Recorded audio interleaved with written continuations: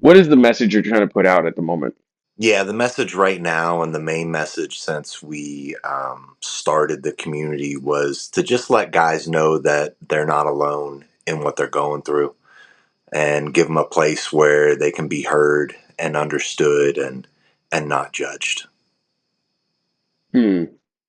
It's funny. I heard a quote, gosh, many years ago from Jordan Peterson that said 50% of all of the men who have ever existed on Earth did not have kids.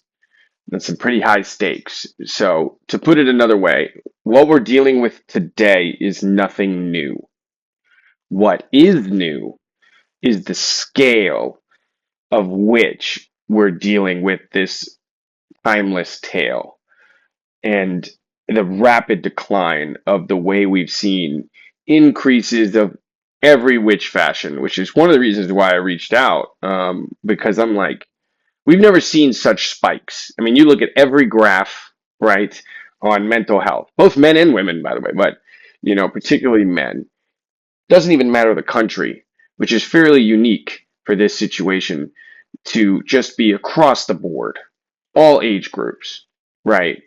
All demographics, socioeconomic statuses, ethnicities, doesn't even matter, right? That's kind of what I mean by it's nothing new, but the scale of what we're seeing this in, is uh, not just new, but a crisis is an understatement. So, where did this come about? What got you on this road and just making this community?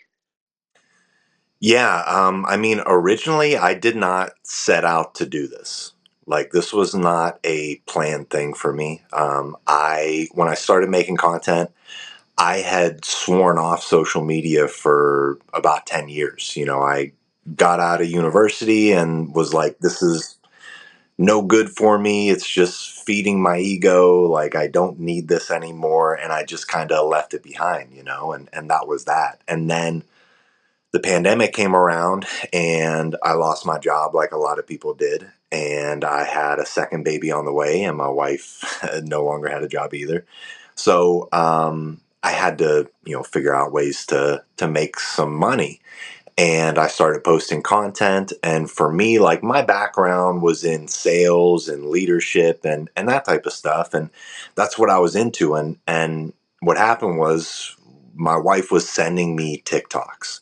She would send them to me. I would like click on the link and watch them. And eventually I was like, I just need to download this app so I can watch these easier because they're funny and it's just something that we're doing. So I download the app, and immediately it like figures me out and starts sending me all these videos about people talking about how they're making money through posting videos on TikTok.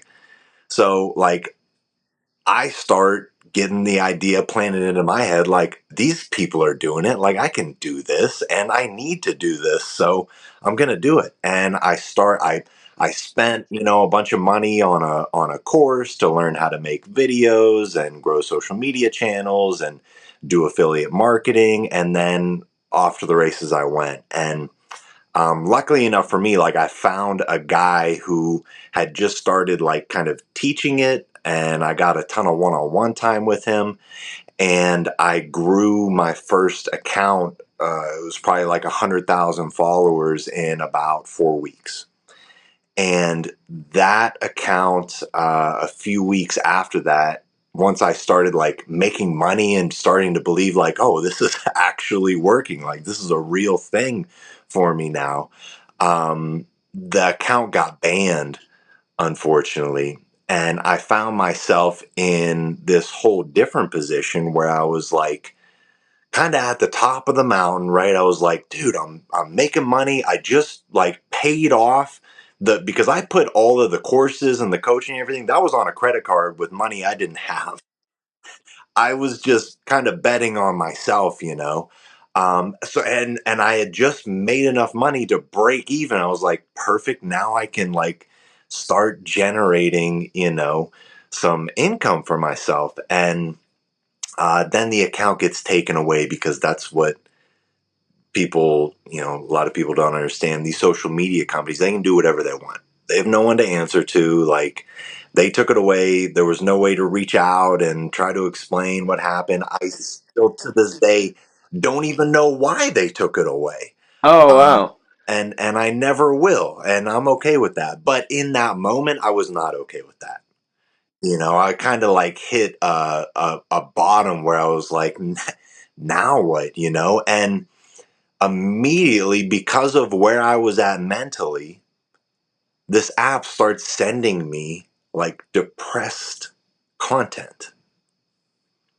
And when I went to restart the channel, because I was like, I'm gonna keep going, I have to push through this, I posted a very different type of video that I had never posted before, talking about where I was at mentally and some of the struggles that I had had in my past. And it's like a series of many videos that I've made now called, Signs a Man is Broken.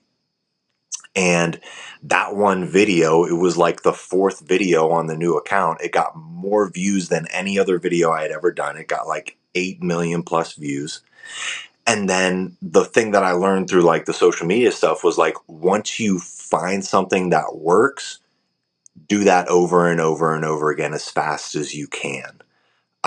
And that's what I did. I just kept posting that same type of video, and every one of them, millions and millions of views.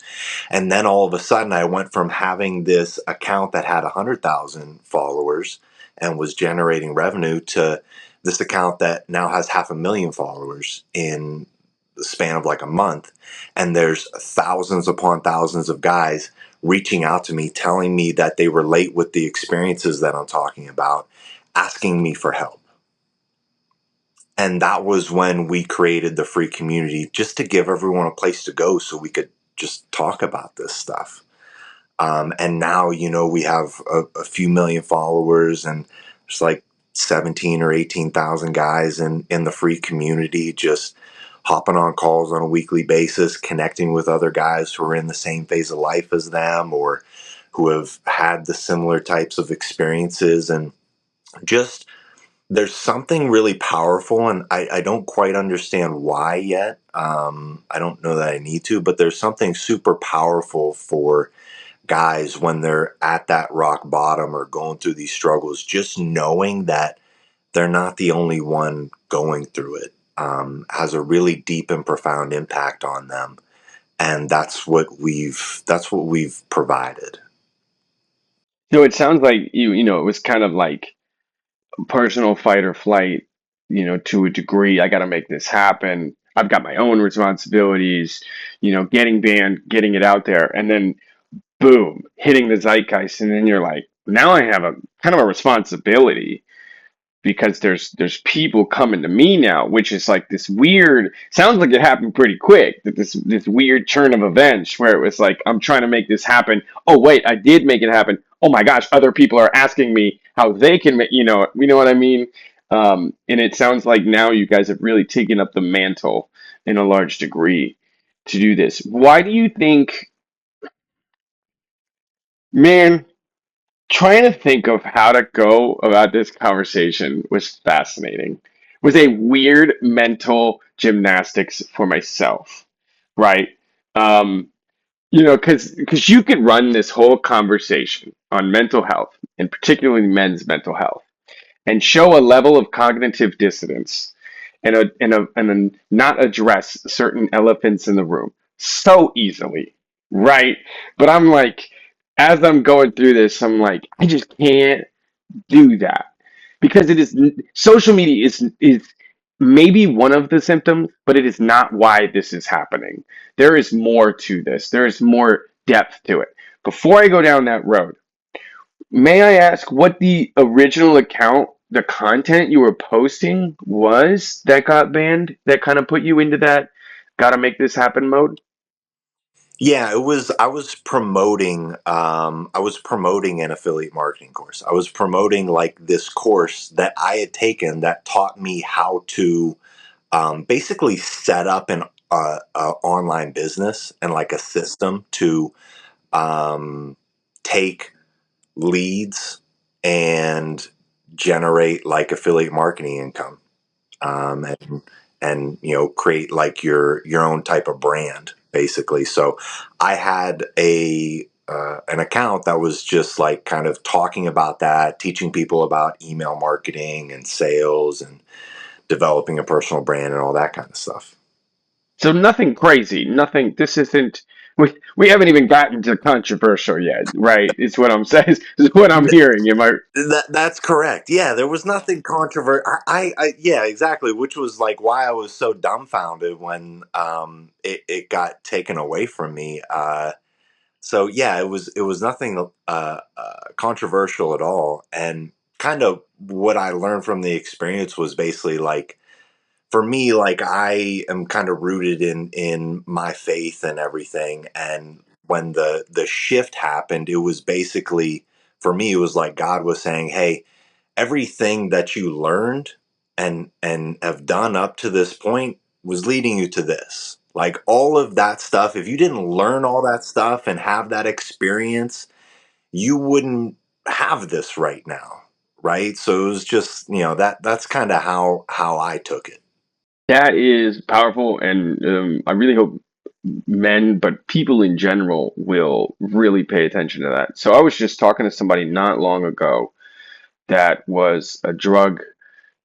She had just went through a lot of drug addiction, a lot of identity issues, and is now has medaled a few times in bodybuilding, and just gone through a total personal, reinvention, and said the exact same thing, the exact same thing of like the amount of times that I thought I hit this mountain, I hit this like I did this thing, and it was like real life hits really quickly, right? um and it's funny that you say that. So it sounds to me that you felt this responsibility when you lost your job and your wife lost her job in COVID. It wasn't even like a question. There wasn't like a maybe thing. It was like for you, you made a decision. I got to figure this out. Let's make this happen. I'm obsessed with like a real decision, and I truly believe that decisions have a tangible sense to them, right? So a decision is powerful enough to be one of the 13 principles of riches, according to Napoleon Hill. It's its own principle, right? Because there's something to it, and it's not. And I've had to have a couple of my own. I've shared. I stopped drinking a couple months ago. Never been an alcoholic. Never struggled with alcoholism, but for whatever reason, finished up 75 hard phase two, and I just thought, you know what? It's not the time. Poured the cup of wine out, poured the rest of the bottle out. It was a decision, but there was a tangible, it wasn't a choice, right? It was a decision. So for you, it sounds like it was a decision like, I'm doing this. I'm all in on this. I'm going to make this thing happen. When you hit that, or when you decided that, I could only imagine that you had an immense fear at first on terms of the making money online, and I've never done this before. How did you confront that? At the time, the big fear was I have to spend money on these resources that I don't have. That was the big fear for me. And as well as the fear of like I've tried starting businesses before and none of them have generated a profit, right? So dealing with those thoughts, I still get those thoughts in my head. It's one of those battles you have of like our past is not our future, right? And creating, like you said earlier, that cognitive dissonance, um, to where you can fight those false beliefs. And for me, it was just like a big part of it is my relationship with my wife. Honestly, we've always encouraged each other to take risks and do things and try things. Um, Most of those things haven't like worked out the greatest, but we've always come away from the experience. Some of them were like pretty bad, but most of them, like we come away with the experience of like we learned a lot of valuable lessons from that stuff. And part of like we believe part of finding our purpose is it's not just like, oh, one day you wake up and it's like, oh, this is what I'm supposed to do with the rest of my life, and now I'm going to go do it. I think a big part of it is like, all right, this is what I'm feeling called to right now. And along that journey, if it's not the thing, it will lead me to the thing and it will prepare me for the thing. And the thing is probably going to always keep evolving as we evolve in life. You know, like my wife, she is a bodybuilder and she, competes on stage. But part of like that journey was like realizing, okay, I'm not going to be like the best in the world at this.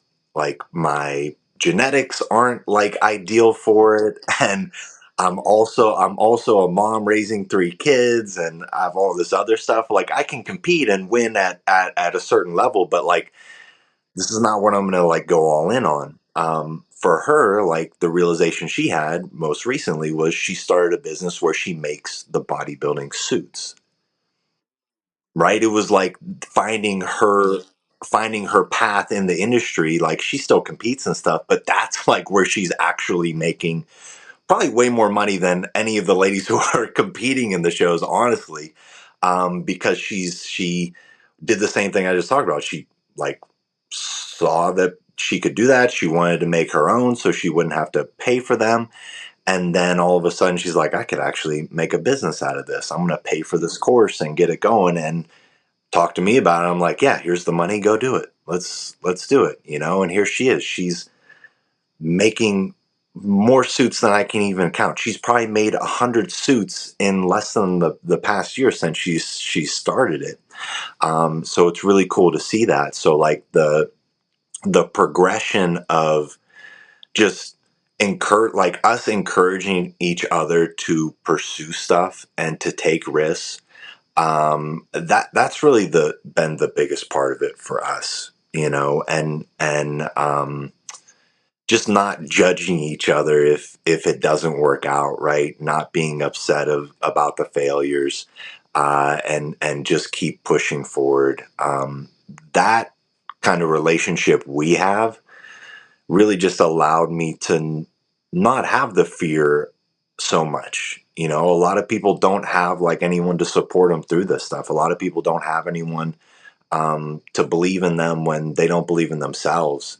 And we kind of have that with each other, which I think makes a huge difference, honestly. Sounds to me that you found the right partner. Am I wrong? I would agree 100% with that. Yeah. Okay, I may not figured, but hey, right? That seems to be more and more rare in today's world.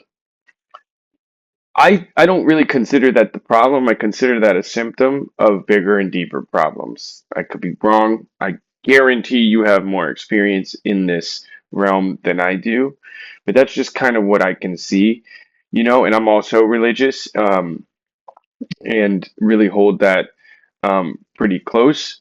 So there are tones about the way my household runs based on that, right? And my wife is also not from the West. I'm going to leave an asterisk there, but not go down that rabbit hole. She's from Japan. That was not a plan. That was not, regardless of whether my family will ever believe me or not. I went to Japan on vacation and met my wife. I had no, like, when I was on a tourist visa and just never left. Here we are 7 years later, right? Um, Again, they don't believe me, but whatever.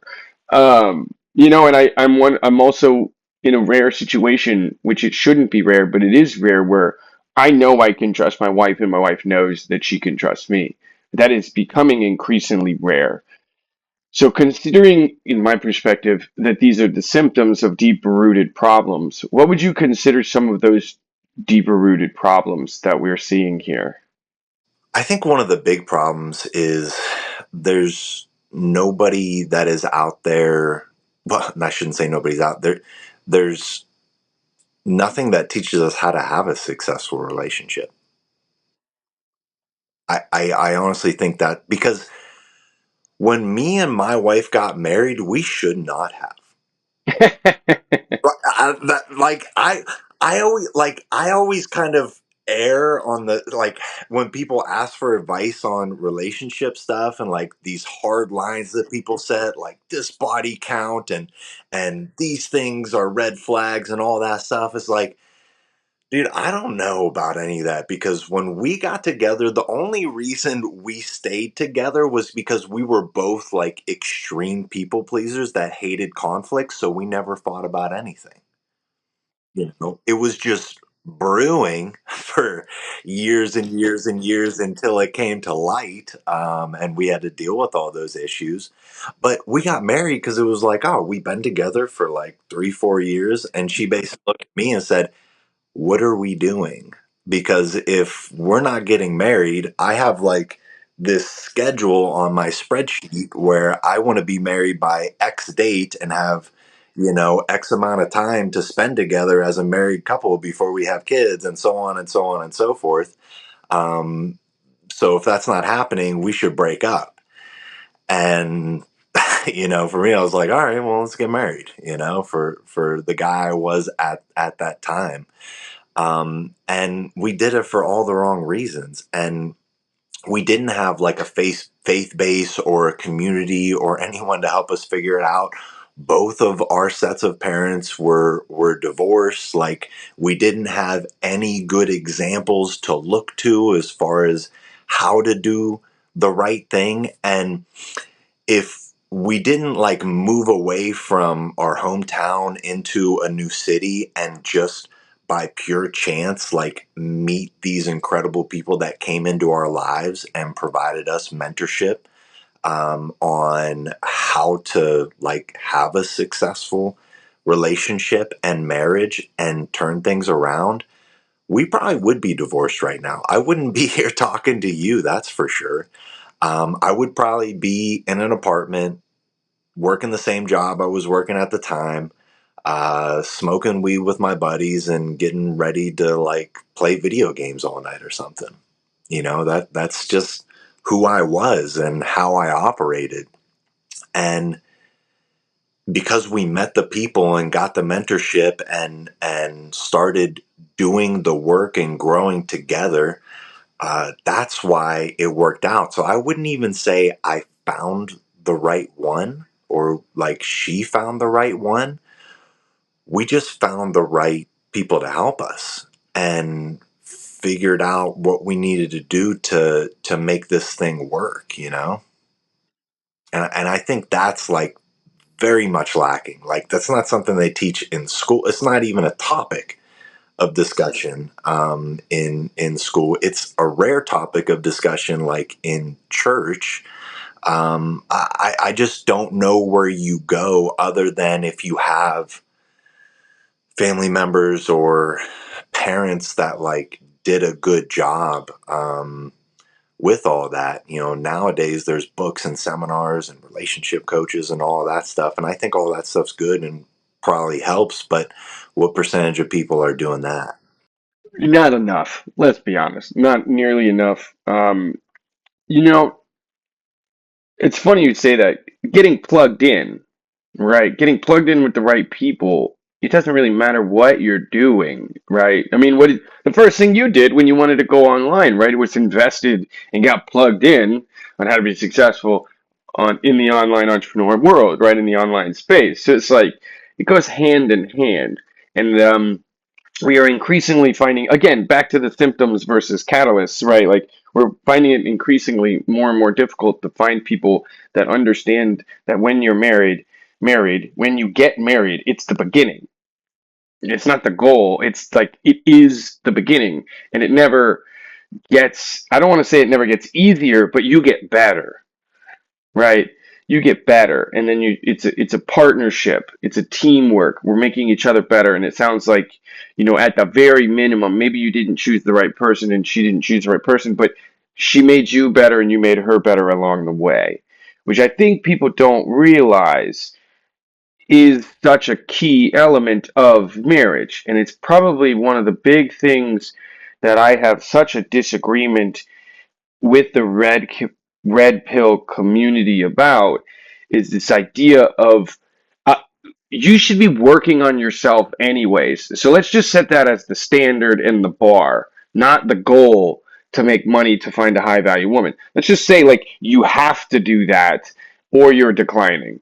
Cool. So now that we all have a standard that until recently was fairly normal of general improvement, or you would die, right? You know, okay, standard. Now we can actually have a conversation here, right? The whole point of this marriage thing is to do life together, or I guess it used to be, right? So, what is better than developing the character required to build wealth with someone, in support of someone, right? That's just my perspective, and it's from my experience as well. And that goes hand in hand. Same thing for your wife when she wanted to make the suits. It was like, you've never done this before, but let's do this. Like, hey, I loved it. It goes both ways.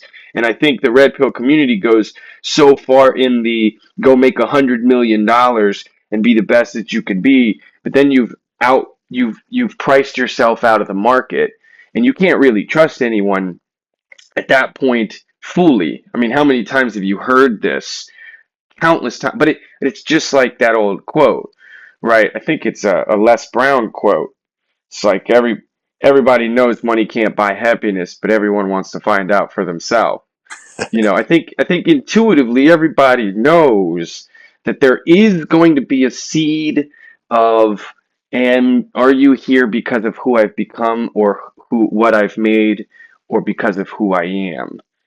And there's a balance to this thing. And I can imagine with the community that you have, there is a balance in terms of, like, you can see the extremes of both sides, right? Where you get people coming and joining into the community that want to do, whatever, the $1 billion route, and then go find, X, Y, and Z and be the other guy. But then you also can probably get the guy that's just kind of down on his luck, right? And it's part of where I want to lead this conversation here is, what do you see as what's going on here?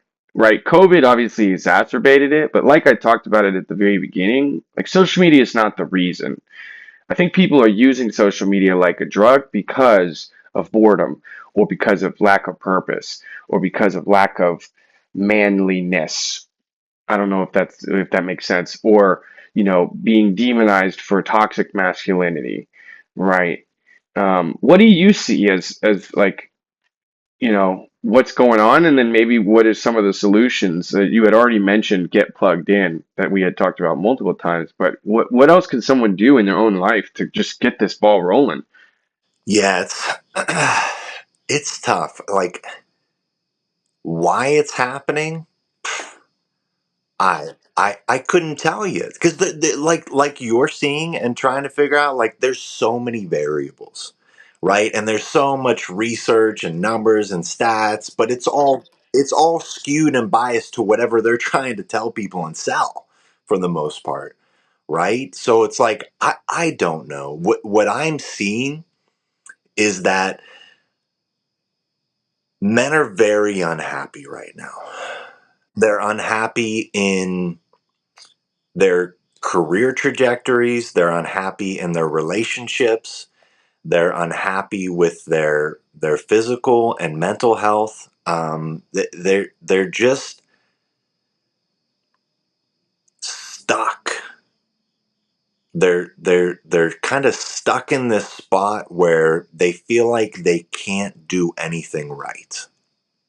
They get to this point where society has told them, hey, go get this degree and get this job and get out there and work as hard as you can and get the girl and do the thing. And, it's all kind of been laid out for us as far as the basic game plan for the American dream, right? Um, Part of it is, like, the economy sucks. It's not the same as it once was, right? That's very real. Like, I make a decent income, but it's not easy to feed my family and pay the bills, and we live a very modest life. Okay, so the people that just have, like, the lower paying jobs, I don't know how they're even doing it right now. There's the financial strain, and then just like the lack, like we said earlier, I really look at the lack of mentorship, the lack of just guidance out there from people who should be giving guidance, from people who have done it, who have done the hard things, who have, walked the path and figured things out. There's tons of people out there that are happy to give you advice. There's all kinds of guys out there. Like, I see them all the time, like trying to give young people advice. But I wouldn't listen to most of them, because I do think there is something, like, a lot of people say this, and it can be taken the wrong way, but if they don't have the results you're looking for, there's no advice to get from them. I really think there's truth in that. If they haven't built the business you want to build, if they don't have the marriage you want to have, if they're not living the type of life that you want to live, there's not much to take from them other than what not to do. And I don't know, like, the lack of, like, fathers parenting feels like a big part of it. I think there's something missing there, like just dads teaching their boys how to be boys. Um, a lot of times the mother is taking on that role and kind of instilling what she thinks being a man is, right? And just like I can't teach, I have three daughters. I can't teach any of them how to be a woman. It's not going to happen. I have no idea. I've never been a woman. And I never will be, by the way. And like my wife couldn't teach a son how to be a man. Like, it's just something that can't be done. And what ends up happening, like, for me, what ended up happening, like, was, number one, I learned to kind of submit to female authority. I kind of developed, my coping mechanism was, like I mentioned earlier, I became a people pleaser, especially when it came to women. Because growing up for me, like, I wasn't popular. I wasn't good at school. I wasn't good at athletics. I wasn't handsome. I was pretty overweight. I was addicted to porn and video games, eventually weed and alcohol, became a drug dealer. I took a lot of wrong turns along the way. And all of the wrong turns were a combination of, like, running and escaping from my life through drugs and alcohol and porn and video games, as well as doing whatever I thought would make other people validate me when it came to the partying and becoming a drug dealer and um, everything else I did. It was purely for, like, that validation that I wasn't getting, I guess. And I think as children, we have this battle where, like, we crave that love and affection and kind of attachment to our parents. And one of the mistakes we make as parents, we just can't help ourselves, is we tell our kids to stop doing things, stop voicing their opinions, like, yo, hey, calm down, chill out. Like, that's enough of that, right? Stop doing that. Like, we kind of teach them, especially with a lot of boys have this experience where they're kind of taught to not voice our genuine thoughts, feelings, and emotions about things. And you get to this point where you kind of make this decision: do I continue to be authentic and voice my thoughts, feelings, and emotions and do the things that I want to do and kind of be a bit rebellious? Or do I sacrifice my authenticity to get, like, the love and affection and attachment I'm craving to the people who are raising me. And a lot of us sacrifice our authenticity to get that love and affection, and we develop like these coping mechanisms. I for sure fell victim to that. And I think just as you get older, you have to figure out like, all right, these things I did as a child that kept me safe and the got my needs met basically. We have to realize that life as an adult is very different than life as a child. And I always ask guys like that I'm kind of mentoring or helping out, like, would you ever go up to a 10 or 13-year-old boy, tell him about all the problems you're having right now, and ask him for advice on what you should do? And the answer is obviously no. Why would I do that? Like, he knows nothing about life. He's just a kid. But we have to realize that what we're doing is we're taking these strategies and beliefs that we created when we were 10, 15, 18 years old that kept us safe and got our needs met as children. And we're trying to use those as adults. But life as an adult is completely different than life as a child. And we have to figure out how to come up with new strategies that are going to work for this next phase or this next season of life. And oftentimes it's figuring out how to like remember who we are and find our authenticity and follow that path the best we can. But it's not an easy thing to do. So what would you say are, by the way, just so everyone's clear here, my headphones just shut off. They didn't die and they just shut off. Shouldn't be an issue, shouldn't be a problem. So you hear a little bit of a change of sound. We can just keep going. Just to double check for me real quick, JR, you can hear me no problem, right? We're good on my end. It's one of those nights. So in terms of getting those strategies, asking the right people, right? Seeking a life or seeking out someone who actually potentially has the life that you want, or at least some of the answers in reality, and not just peacocking ego, right? What are some of the strategies that you would suggest, right? So I'm pretty big on like one, two, three. What would be like the first one, two, three things that somebody should do if they're in a tough place of life? Um, yeah, I think first thing you got to do is be real with yourself and just have some awareness of where you are and figure out kind of what's holding you back as far as like the beliefs that are gunking you up. So we'll typically start by, I have like a list of like I am statements. I am loved, I am powerful, I am strong, I am capable. All of these things, and we kind of go through them, and I ask them to just like I'll pause for a second. And I say, just write down the first thought that comes to your mind when I say this, right?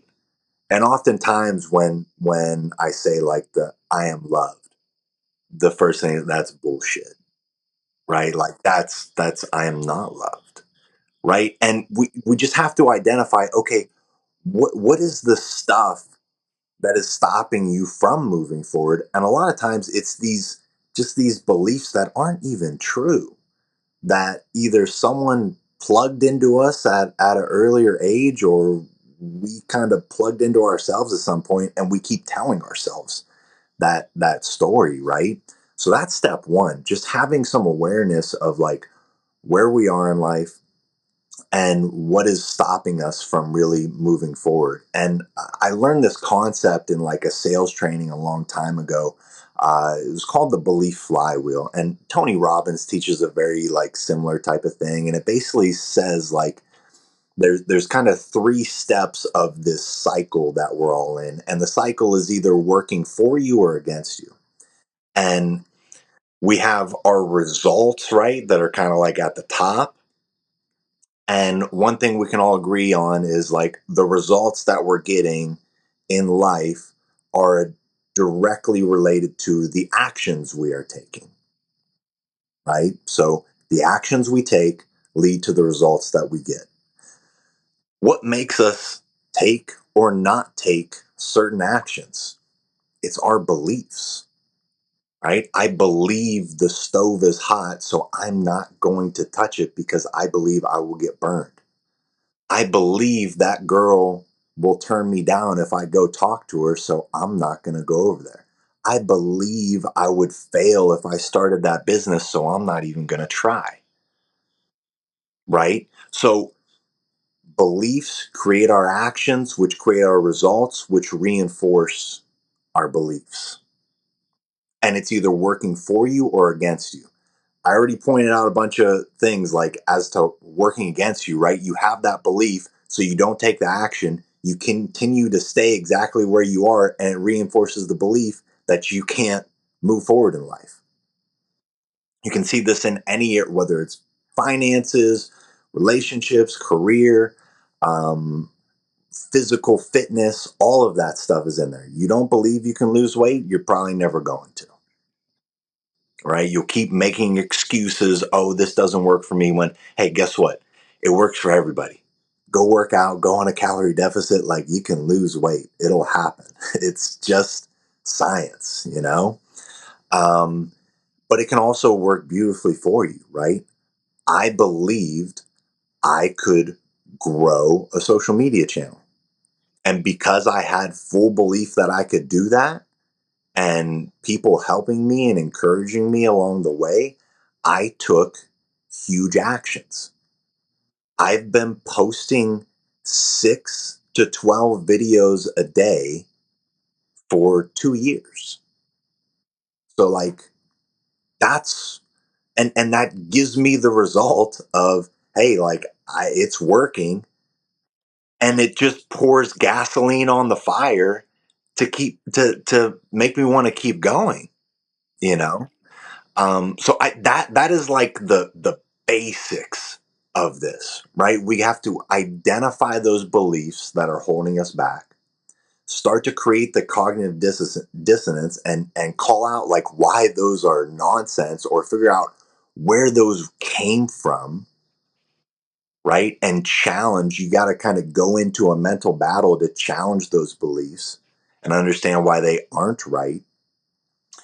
And once we do that, now we can create a game plan of instilling new beliefs that are going to work for you and allow you to take these new actions that are going to get you better results and reinforce these new beliefs. So that's like, I mean, like that is like such a huge, just as simple as I can put it. Like that's really the formula, you know. So when someone goes through those I am statements and then writes down, which I've actually never heard that second part there, is actually writing down your kind of your initial response to those statements. I've never heard that. I like that a lot, like a lot, a lot. So when someone does that, they write it down, they get the response, the autonomic response, they didn't expect it, they don't like it, and go, okay, I don't want this anymore. How do they confront that? Just through rational or through emotional? How would you suggest someone go about that? Guys typically do it best rationally, like logically. First, we'll ask like, where did that come from? Who told you that? Right? Sometimes it was mom or dad or a girlfriend or a boss or whatever. It's like, okay, like what do you think they were right? Like what was going on there? Why do you need to continue believing that? Right? So you know, walk through this process of identifying, you know, where is sometimes they'll go, I don't know where that came from. Okay, great. Then we can just choose not to accept it anymore. You can make a decision to no longer accept that, right? Because what does it offer you? Asking that question right there, what, because it is doubt, right? So what is doubt offering you right now? And I just went through like this big training that I hopped on talking about this exact thing, um, and and it's so crazy to watch guys walk through this stuff. And it's like, okay, what is that offering you? You don't believe you can be a successful business owner. Okay, what does that offer you? Well, nothing. Okay. What's the opposite of that? I believe I can run a successful business. What does that offer you? Everything I ever wanted. Okay, which one do you want to choose? You know, and like once they can see that and understand that they have a choice in that, you can start moving in the right direction. And then there's all kinds of like the little tricks of affirmations or meditations or whatever route you want to go to continue instilling these beliefs and writing them down and reprogramming your mind, because that's really what we're doing, right? We're reprogramming the operating system, to remove that and add this new piece in there, and that's typically how we go about it. So you had mentioned that you had a background in sales and leadership and sales management and whatnot. I mean, was that similar to what you talked about with the path, like the skills that you picked up along the way that brought you to where you are now?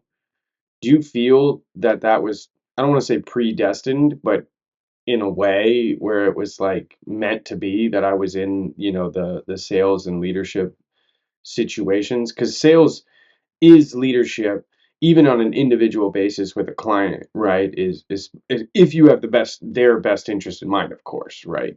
Do you feel that? For sure, the only reason, like when we got to the point where it was shifting and all these guys were coming, like asking for me to help them. Like at first I was like, I'm not a therapist. Like what can I possibly do for these guys? But then I just had this realization. I was like, I've been where they've been, and I had these men come into my life and teach me these principles, give me these books, send me these podcasts, all of these things that slowly but surely started to shift my mindset, change the way I thought about things, change the way I talked about myself, change the way I talked about my wife, change the way I talked about my future, and change the habits and the actions I was taking. It was like it was clear to me, like, oh, that's what these guys need. They just need this stuff that was taught to me that changed everything for me along the way, because of the sales and leadership. I mean, I went to dozens of these weekend retreats and conferences and seminars and just, hours and hours and hours of trainings and stuff on that, and just dove heavy into the personal development. I, heard you mention like Napoleon Hill earlier, so I'm sure you're deeply enrooted in that type of stuff too. So you understand like how much it can really change who you are as a person. 100%, and it can change it if you will accept the change. I'm actually in Nashville. I just finished a 7-day retreat of one of Joe Dispenza's advanced Oh, retreats. Man, he talks about how like he brought linguists in and then they're like, I don't have any words. And I'm like, what? I'm like, no, like for real, I don't have any words. Like this, yeah, just finished Saturday night. It's so hard to explain how in depth and some of it is you got to take it with a grain of salt in terms of like he's sharing his opinions and faith in the matter as well, um but 99.999% of it is biology, and then it's really hard to explain some of the things that you see. You know what, how about this? I'm going to go down this road. I didn't really expect to. There was a woman there with 8% of her vision. Now this hits quite home to me because I've had vision in multiple surgeries for a very long time. um, and some of them experimental surgeries, right? There's a woman there with 8% of her vision. She was a nurse. She didn't even want to be there. Her sister dragged her along. We did some of the work and some of the all of that, whatnot. And the woman had shared that she is seeing so much light from her peripheral vision that it's making her nauseous. So this week they're sending her back to the doctors, back to the hospital because they want this biological data, like the health medical records and proof of the manner. People with MS walking, just reprogramming their autonomic nervous system, like ALS. There was a three-star admiral that was there, right? So even though some of it might appear to be woo-woo, there are people taking this very, very seriously, right? Now, I didn't know that all of those people would be there, and I knew I would see some, madness, and I've been involved in his work for a few years now, just never pulled the trigger on going there. But I am definitely fascinated with this entire conversation, and kind of what I was talking about earlier with a decision. Like, people are going to get so tired of hearing me talk about this because I'm trying to get to the root of what this is, because JD Emmons, a guy that is a very big sobriety advocate, touched on this as well. And just the reality of when I made the decision that I was getting sober, once I confronted myself with who am I without alcohol, right? Who am I as an identity without the alcohol? Then, and actually confronted that, then it was just a matter of stepping into the shoes of who that identity was. And it was like cold turkey seemed a little easier in that regard. Do I have struggles? Am I human? Of course. Same thing. And Joe is one of the things I loved the most about it. This is not a sales pitch for his events, although I do recommend going. How humble he was throughout the whole process. And he's not jumping around. Look at me, spotlight on me, I'm dancing, you know, I'm Jesus. Like, you could go real weird real quick, in some of these conversations, but he just he's just so humble and keeps it so much more about other people and other people in the community, and this is kind of something that you have done as well with the King's community. I mean, even the first thing that I asked you was, what are you trying to do here? And you just said, man, it's just trying to give a space. I just want to give a space for these guys, you know. And Joe also is very clear and exact same as you. Is like, I didn't plan to do any of this. I didn't want to do any of this. I just made some discoveries on my own, realized I could help people along the way, felt the responsibility to actually help those people, right? And when you say that there's a lack of mentorship, I literally today was just talking about, when you're pouring into somebody or giving advice to people or providing mentorship for somebody, there's a cost to that. But that's the point. You're making a sacrifice for the other individual. When I say sacrifice, it's not a drudging thing. Like, you know what I mean? Like, it's not like, oh, I gotta go. It's, but there's still an element of like giving your time, giving your attention, giving your energy, and it goes a very, very long way. What better way could you spend that excess energy, time, and attention, right? I mean, I couldn't think of a better one, right? So how do you and your wife, right? So, hmm, I know that like I said, I've worked in the back end of some of these social platforms enough to know that there is an element of polarity. There's an element of branding that goes along with content being put out. And I'm going to go there in a minute. But for you and your wife, how do you guys reassess things, right? So Patrick McDavid, for example, talks quite a lot about how he takes it 1 year at a time, him and his wife. Do you guys have any, by the way, for me, right, and my wife, she knows I am not the text everyday guy. I'm just not. I will go a week, and I've even gone on accident like 2 or 3 weeks when I came here and I was working and she was in Japan. She knows I'm available 24/7. She can call, she can text anytime, and I'm on the phone with her. I'll give her all the time she needs. But I'm just not that guy. When I'm with you, I'm with you, right? But when I'm not, I'm trying to work on I've got things, right? But I'm always available. That's just how the dynamic is for us. For you and your wife, what kind of like, how do you guys do this or recheck in when something's off? I think a big key to this, and I don't think that like we're the perfect example, you know. You know what I mean? Like, we have our shortcomings and we have our things that we need to continue. Yeah, we need to continue to grow, right, and understand. And I think a big part of it is like accepting each other as we are, and encouraging each other to grow instead of like demanding. the other to grow so life is easier for me. You know, if you would just be this way, everything would be perfect, right? Instead of just the old saying, I don't know who said it, it's like, I'll take care of me so I can be better for you if you take care of you so you can be better, right? Instead of in that people pleasing thing we were doing, we were just sacrificing ourselves for each other without making each other really happy. You know, it was just this toxic cycle. And I think a big key to it is it's just like maintenance. You know, getting ahead of these things. A really helpful thing for us, you know, praying together. That, you know, think what you want about it, but there's like studies that show, you know, it's a pretty significant thing when it comes to the success of a marriage. It's ridiculous the stats that they have on that. Praying together, we read books together.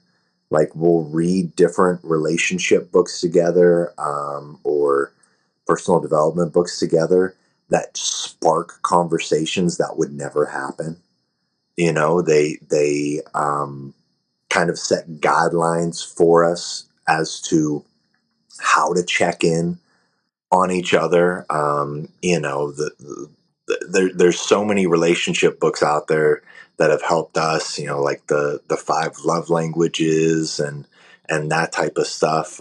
There was a great, like, for Christians. There was these two books that we read when we kind of started going to church and building our faith.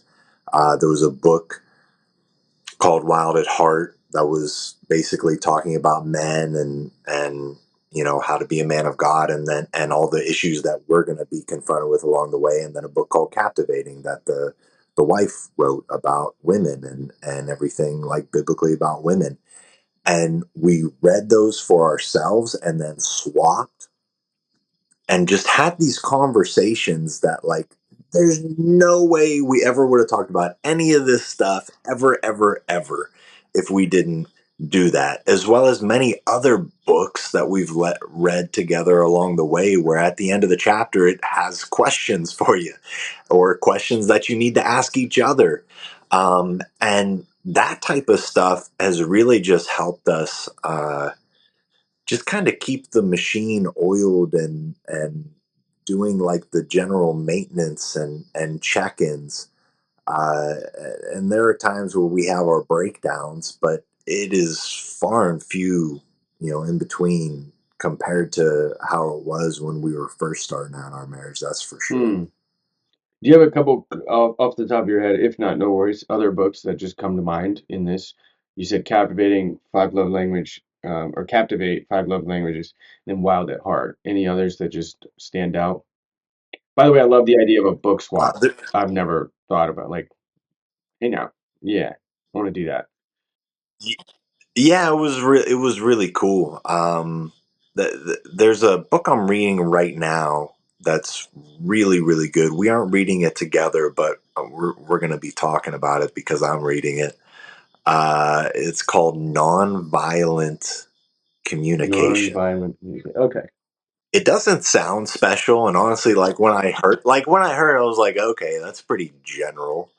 Um, But I'm telling you that the author is I don't think the author is around anymore. I think he's passed, but he is brilliant, man. The he lays out like this step by step of basically like why people end up in conflict with each other and how to like avoid that and uh, just communicate better. And it's really made for just communication in general, but I think for marriage, like the things that I'm learning in there, it's going to change my marriage. Like I already know like the way I'm going to be able to like, because one of the big problems we have as guys when we're talking to our ladies is we typically want to jump right to Of solution. course. Why? What's the Here's point of a problem if we don't solve it?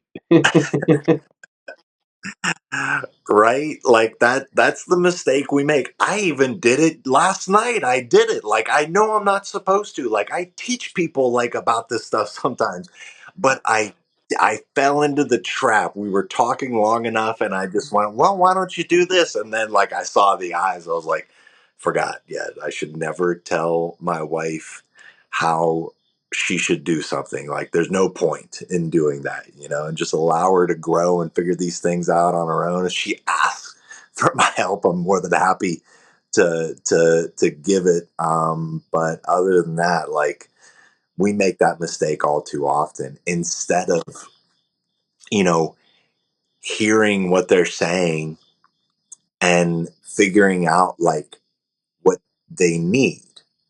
And he just, that book right there, like I'm just diving into it now, but I heard a training on it a few weeks back, and like it sparked me to get the book. And that's one I would highly recommend to everybody for sure.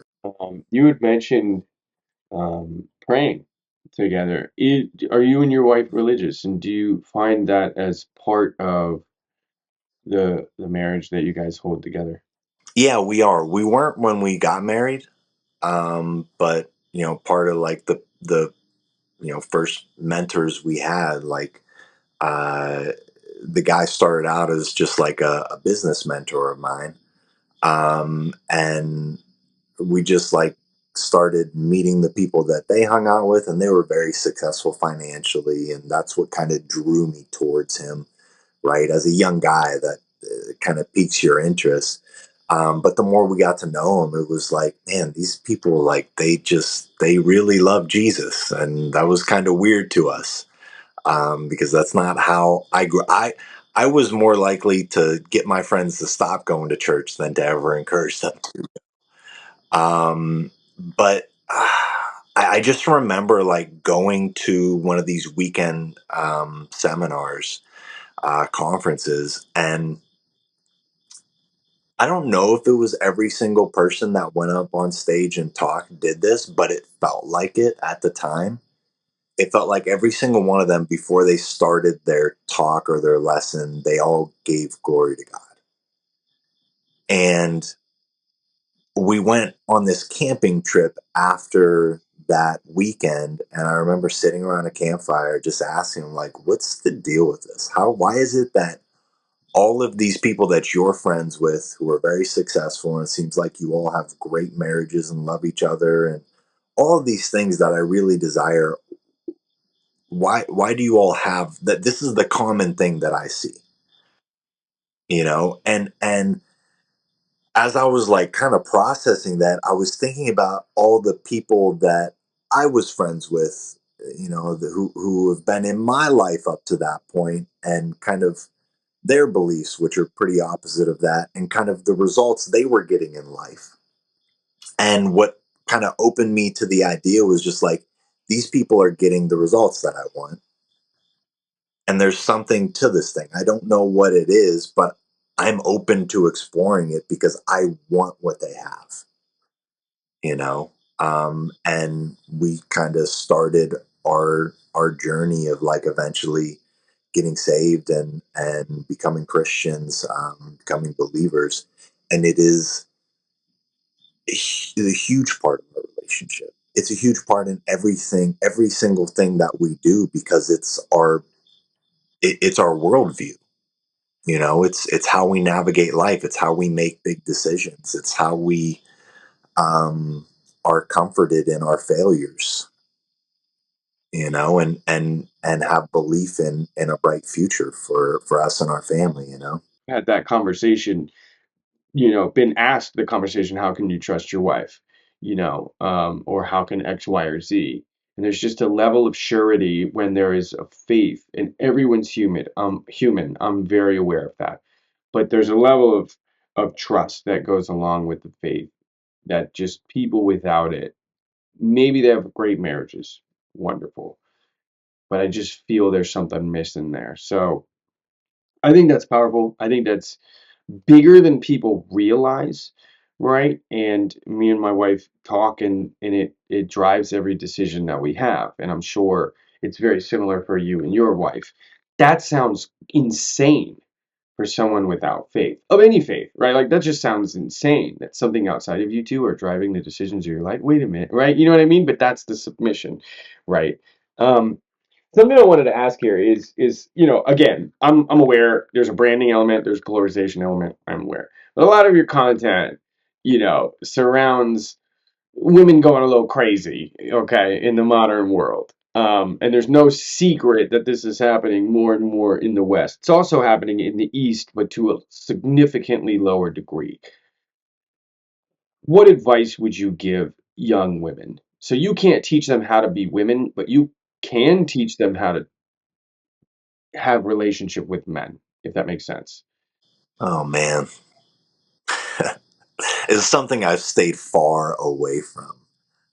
Like advice for women. I made like a very stern decision when we were like kind of deciding how this was all going to go. It was like, all right, personal development, right?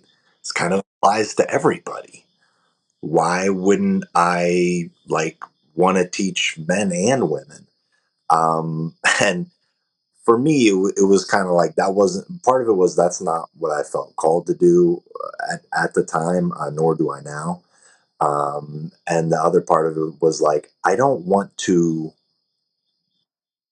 I have no desire to like develop deep relationships with other women outside of my life. Like zero desire at all. I don't even like being friendly with women in general because ah, it's just weird to me. I don't see a benefit um, in it. If I were to give like women advice on how to have a successful relationship with a man in today's day and age.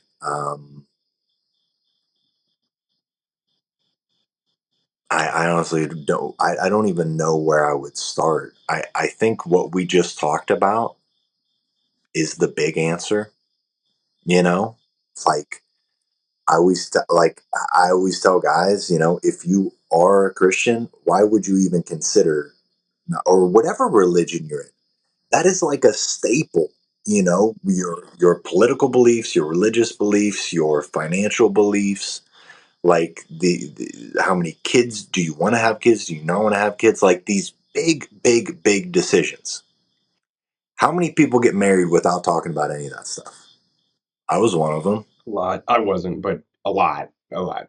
Yeah. All the time, all the time. We have friends, not I mean like people we meet and friends that like they realize after they got married and have children, like they're on opposite sides of the spectrum, like as far as their religious beliefs, because one of them didn't take it that seriously but like believed, and the other one happened to be like an atheist.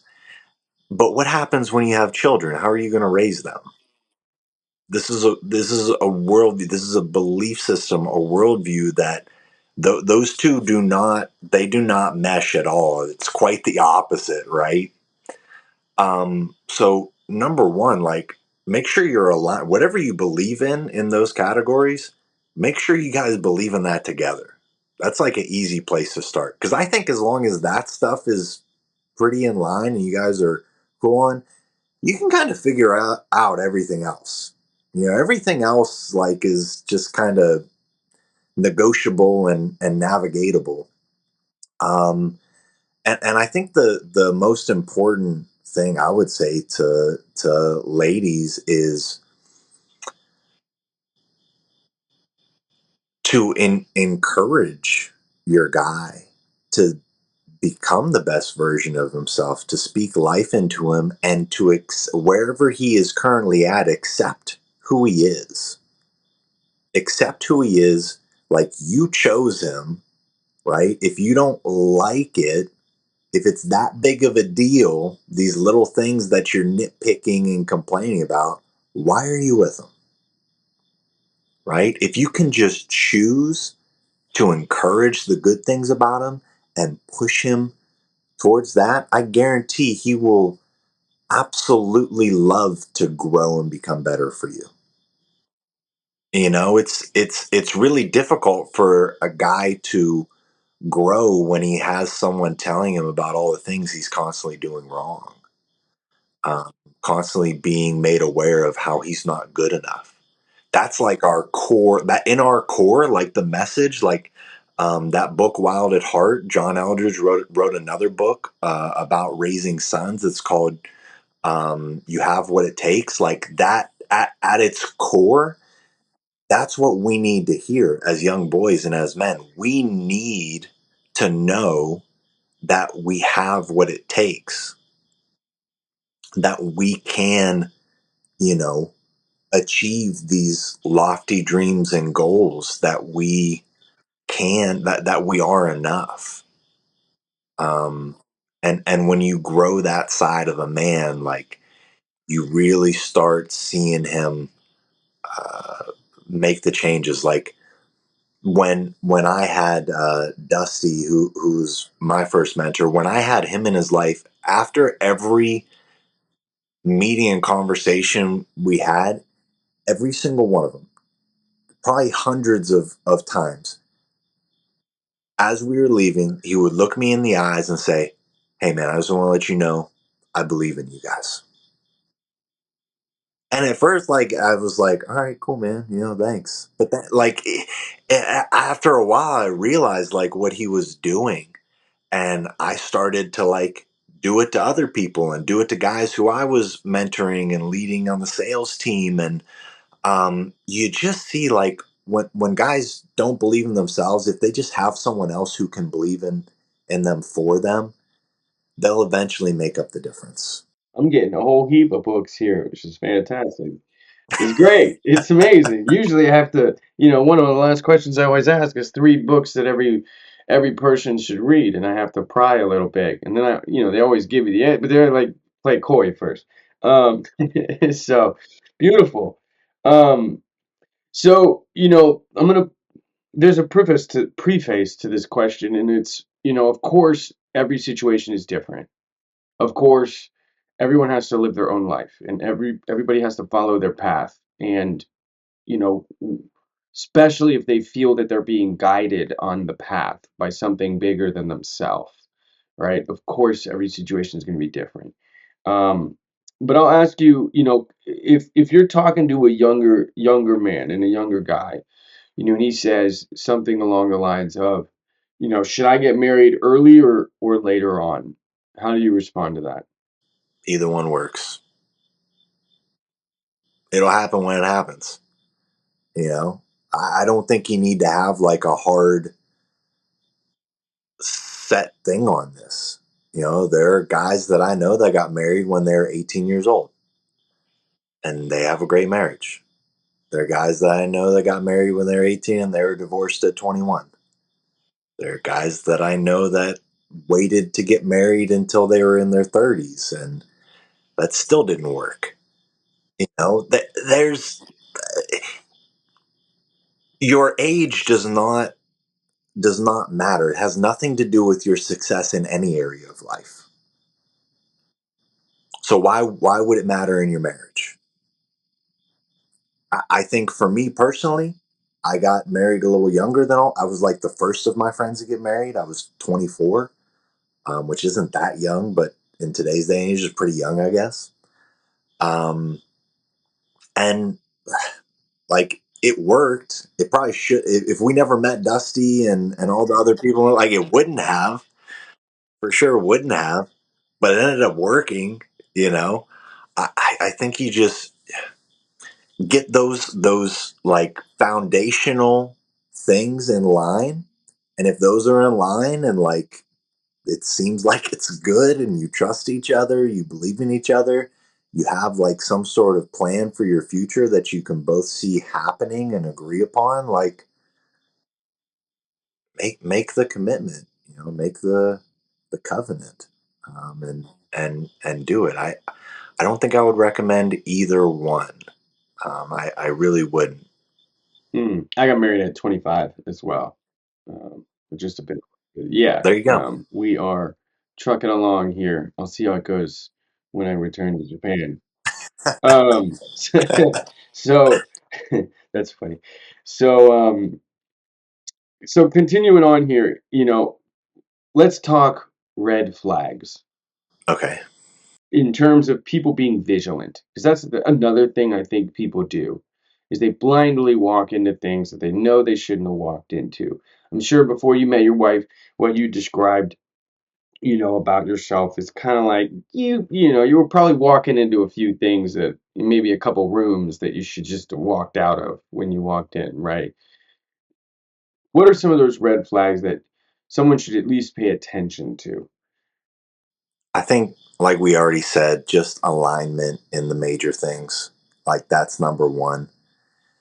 And then you gotta make your own list of like what is important to you.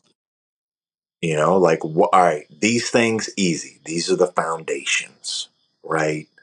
These are our beliefs in these certain areas in life. This is, our my vision for the future as far as financially, where we want to live, how many kids we want to have. Like, are we in agreement with that?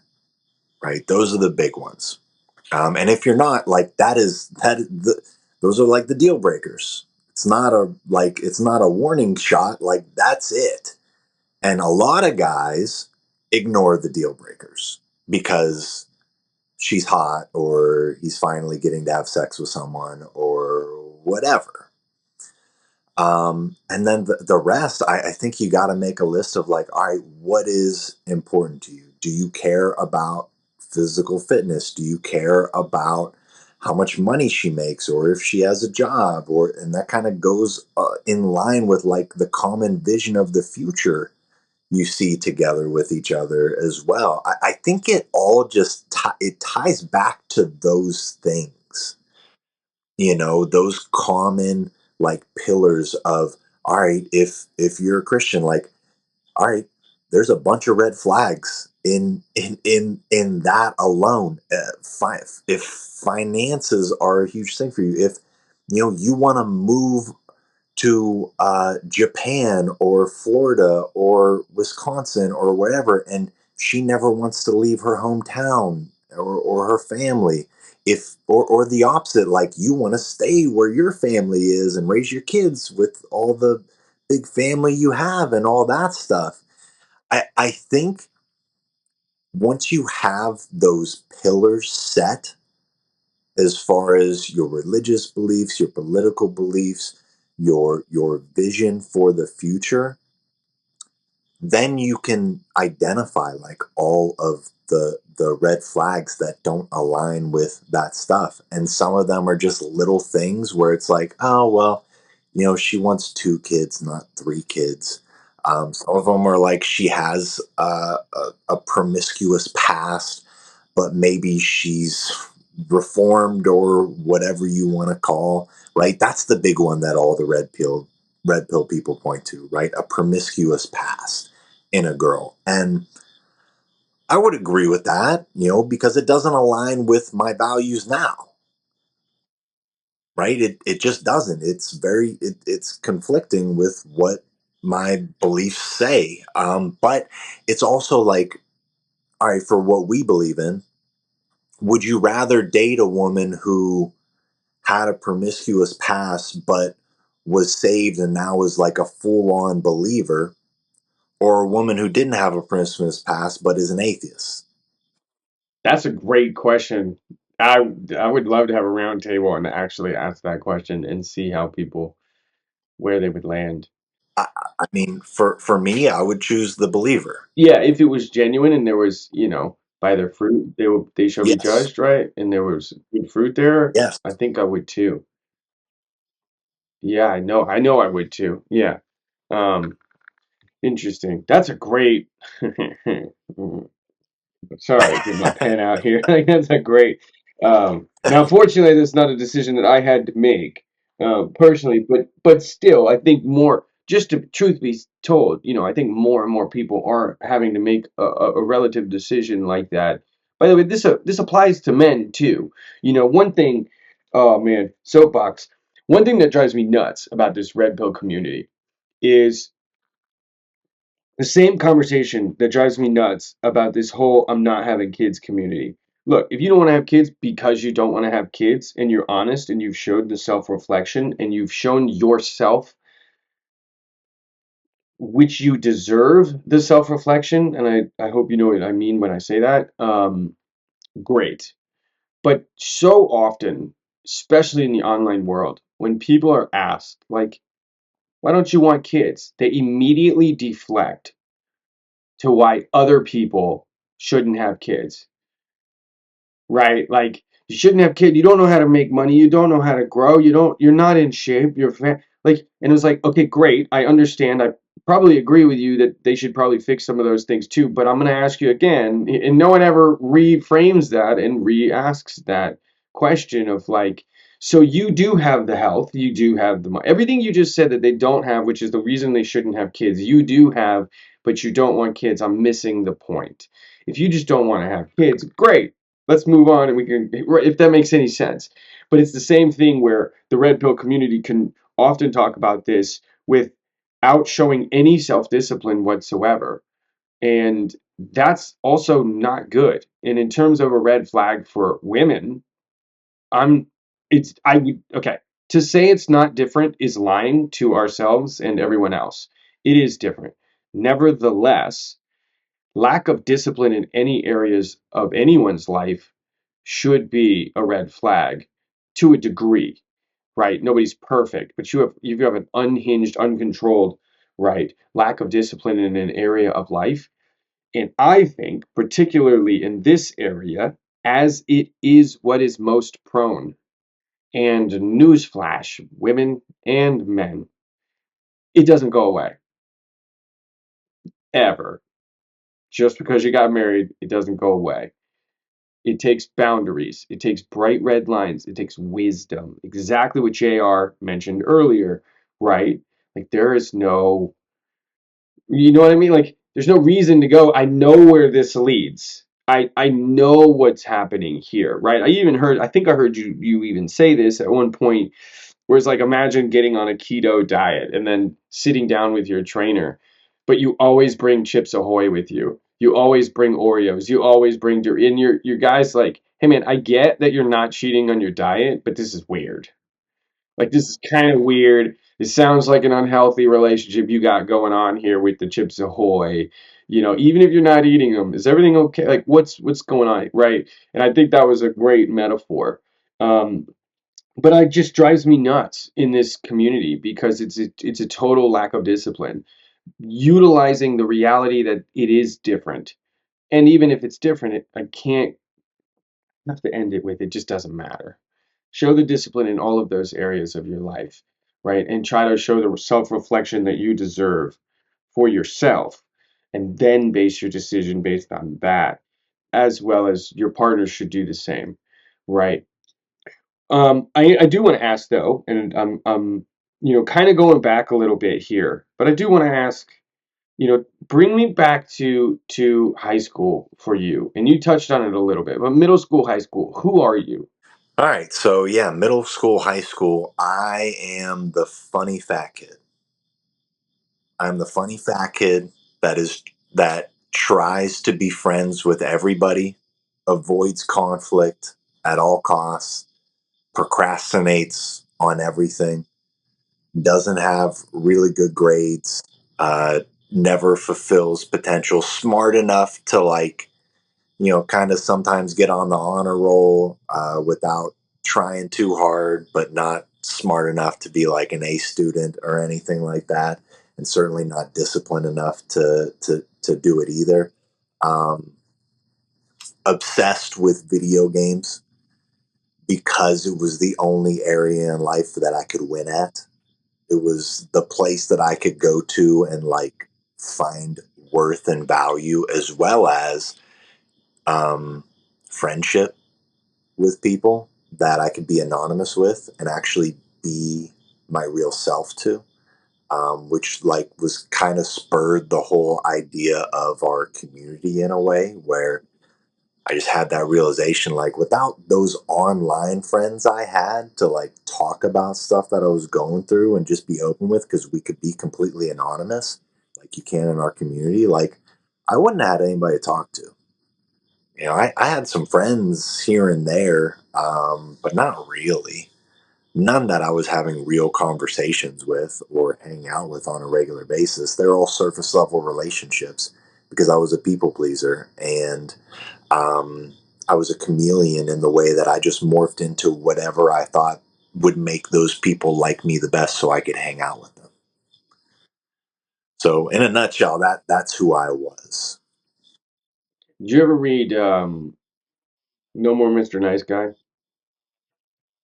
I was gonna say, Absolutely, I can yeah. imagine. If you don't suggest that book to your community, I'll be very surprised. It's right. It's a great, fantastic book, and it applies to when you read that. I've shared that. One of the people I worked with in Japan actually was a woman, and I shared the book, and they kind of got a chuckle out of it. And I was like, it's not what you think. Like, it's just not what you think. And so anyone listening, I do recommend that book to check it out because there's such a wide variety of personalities that he covers that it's not just the chameleon and the people pleaser. There's more than that.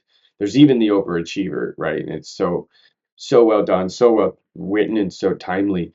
Um, and so like I said, so timely for where we are because it is a crazy, crazy time for men. I mean, men and women for that matter. I mean, it's weird. Nobody goes to sleep thinking it's normal. They go to sleep, they wake up, and they're like, it's even weirder. I can't. How is it possibly weirder than it was yesterday? Like every day. So, right, where do you want to take this community? What is the goal with it? What's the end? If there even is an end. Yeah, I don't know what the end per se is, but I just want to reach and impact as many possible guys as we can. I don't know what that'll look like when it's all said and done. I'm continuing to find new mentors and plug in and come with new, learn new strategies and things that I can pass along to the guys. Um, but for us, it's just reach as many men as we possibly can. And I think eventually what that'll end up looking like you see so many other people in like the personal development space, whether it's like John Maxwell or Tony Robbins or Joe Dispenza. You just end up creating this thing where like I'm kind of passing on what I've learned in hopes to find people that want to do the same. And the beautiful thing about our community now, like it's all been free up to this point. It's all a bunch of volunteers that are helping out in the community to moderate it and provide assistance and support. It's just guys who came, they got help, and now they want to help. And it's truly the coolest thing ever been a part of in my life. And it has very little to do with me other than me sending people there as much as it does with all the incredible guys that are in there that just have pure hearts and want to give back and help. That's something I'm finding here, with going to the living on the East, living in the East and then coming back here and even going to the seminar with Joe and really connecting with a lot of people and as many people as possible, even, like this, and some of the most recent things, it is weirder. Everybody wakes up and nobody thinks it's normal, but at the same time, I genuinely am seeing something I've not seen before, at least in my lifetime, of a real wave. And I use the word wave on purpose of people just getting involved. People just like, all right, what do I need? What do you need from me? Right? How can I do X, Y, or Z? Hey, look, I'll do anything. Let me do this. Do you need me to mop the floor? Like whatever you need. And just getting involved, helping people like you know, um, doing this at a time that is, more important. And I think, I don't know how much I trust all the numbers and the data. I do think there is an incentive to make people feel alone. And there is an incentive to make the data look worse than it really is. I am not downplaying whatever health mental crisis that we have.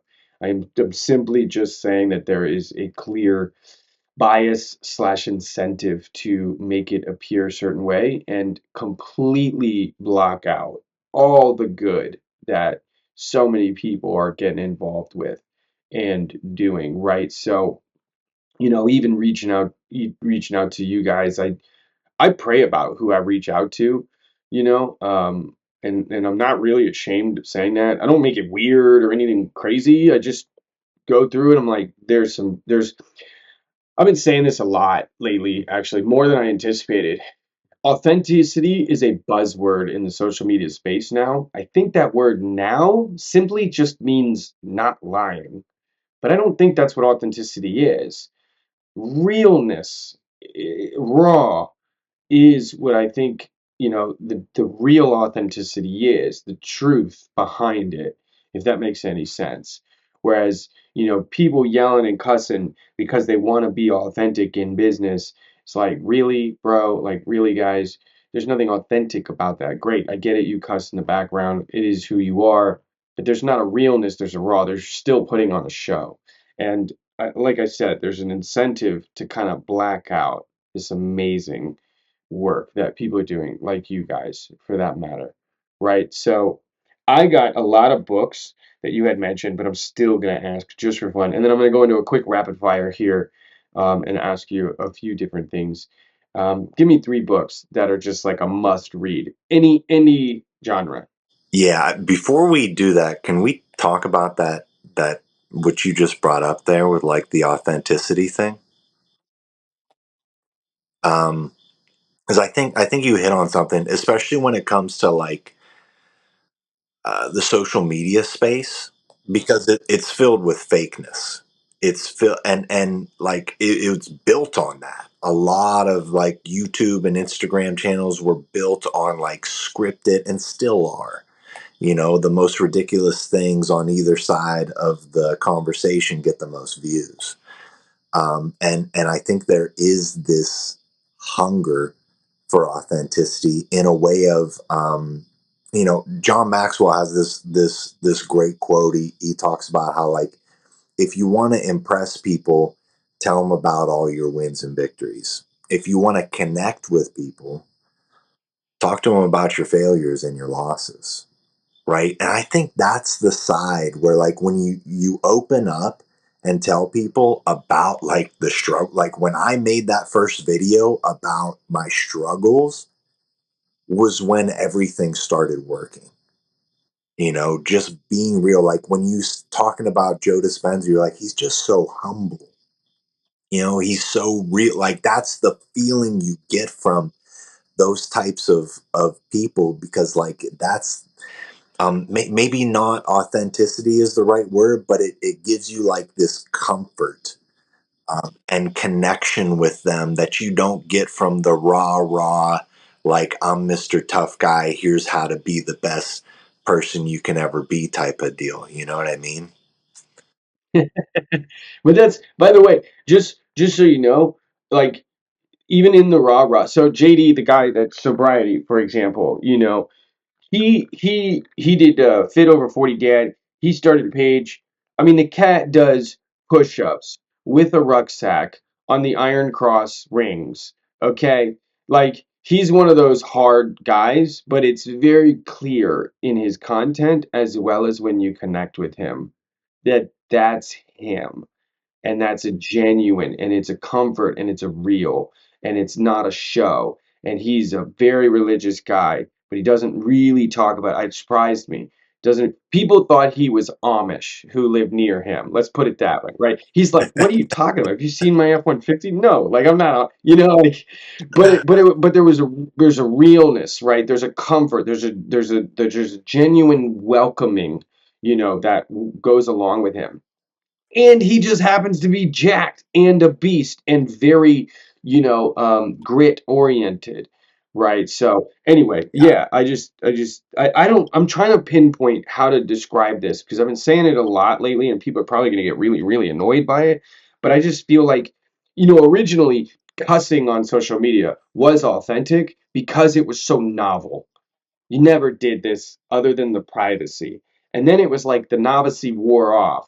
And then people did it just to be doing it and just to shock and not hold discipline of their tongues. And there is a difference between expressing yourself authentically and simply lacking discipline in the way you speak, if that makes any sense. And that goes to the content we create, the cussing, and all of it. There's comfort is a great word. To go along with that, I'm just trying to pinpoint on what that really is because we are seeing this shift, in the online space. I mean, I guess in both polarized way, in both negative and positive. But three books. Okay. Three books. So I would say,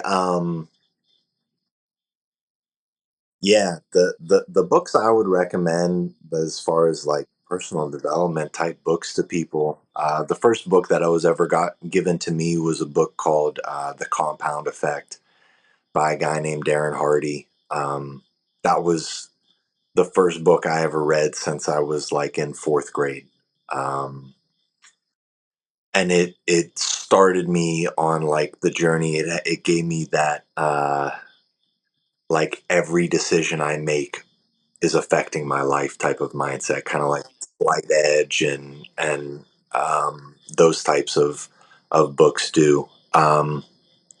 Wild at Heart, that book just changed my viewpoint on like what it is to be a man of God, basically. And it like started me on that path to really figure that out and navigate it. And geez, um, I don't know what I would say for a third book that really. There's so many. I mean, I guess I would say like something like the Magic of Thinking Big was also just like a classic book that helped me kind of step up and dream a bit more, believe in a bigger future, just stop allowing fear to control my life. So like for people just getting started, like those were the three big ones for me in the beginning. Now there's all kinds of stuff, you just start diving into everything you possibly can and taking the tools and things out of it. But those were books that those are books I wish I could read again for the first time. Mm, wow, dude. There's certain things that you're saying that I'm like, I've never heard anybody say it in this way, but it's like, as cool as the other side of the pillow, right? You're like, wow, that's so perfectly said. I wish I could read those books again for the first time. Oh, that's powerful. Okay. So where's the place in the world trip that you and your wife want to take? Just haven't been able to or haven't made that jump. I want to go to Mexico and like kind of visit some of the Mayan ruins. There's actually this place that is being built right now that's a giant resort for people that are super into fitness. Um, we just came across it, and it's actually right by some of the ruins. So like 2025 is our 10-year anniversary. So we've already like we're going. The decision has been made. What would you tell the chameleon younger self now, other than read those books faster?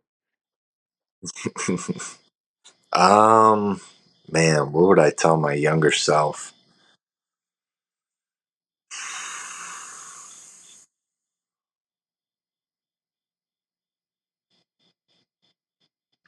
I guess I would tell him.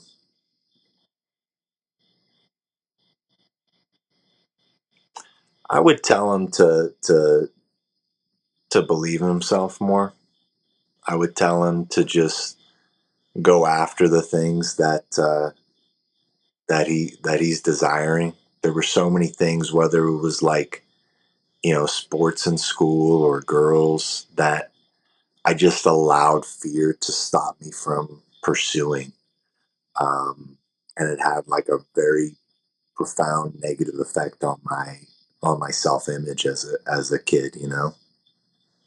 What's the one workout that every man needs to do? Like a movement or like a What's like a rite of passage type of workout? Like a thing like it's hard, it sucks, you got to do it. Just do it. Trust me, it's good. for me it was always running. I think you just like I is where I like started my fitness journey, and along the way I would, like gave up on it, was like, you know, just I'm just going to go lift weights. This is much easier and it gets me the results that I'm looking for. Um but the older I get, the more I realize how important it is to continue doing, because if you don't do it, you do lose it for sure. Any final words, anything you want to shout out? Um, yeah, I would just say to any guys that are listening to this and struggling and trying to figure things out, um, I would just say that I believe in you. I know that you can figure it out.